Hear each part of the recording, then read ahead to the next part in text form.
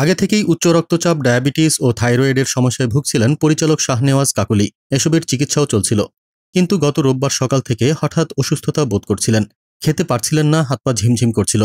সময় যতই গড়াতে থাকে আরও বেশি অস্বস্তি বোধ করছিলেন। সন্ধ্যার পর শারীরিকভাবে বেশি অসুস্থতা বোধ করলে রাতেই হাসপাতালে ভর্তির সিদ্ধান্ত নেয় পরিবার। শেষমেশ যখন শাহনেওয়াজ কাকলি হাসপাতালে ভর্তি হন তখন রোববার দিবাগত রাত। তাৎক্ষণিকভাবে পরীক্ষা নিরীক্ষা শেষে চিকিৎসকেরা জানতে পারেন তিনি স্ট্রোক করেছেন।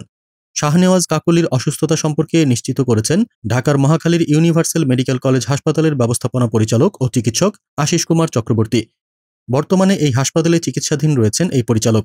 কাকলির সর্বশেষ অবস্থা প্রসঙ্গে আশিস কুমার চক্রবর্তী বলেন, তিনি ইসকেমিক স্ট্রোক করেছেন। শরীরের বাঁ পাশটা কিছুটা অবশ। সিটি স্ক্যান করানো হয়েছে। ফিজিওথেরাপি সহ প্রয়োজনীয় সব ধরনের চিকিৎসা সেবা চলছে। তাকে আগামী দিনে চিকিৎসকের পর্যবেক্ষণে থাকতে হবে। এদিকে শাহনেওয়াজ কাকলির অসুস্থতায় উদ্বিগ্ন বিনোদন অঙ্গনে তার স্বজন ও শুভাকাঙ্ক্ষীরা। পরিচালক অনিমেষ আইচ ফেসবুকে লেখেন, আমার অত্যন্ত প্রিয় বন্ধু চলচ্চিত্র পরিচালক শাহনেওয়াজ কাকলি স্ট্রোক করেছে। বিপর্যস্ত, খুব স্বাভাবিক। পোস্টটি ছড়িয়ে পড়লে সহকর্মী ও ভক্তদের মধ্যে তৈরি হয় উদ্বেগ।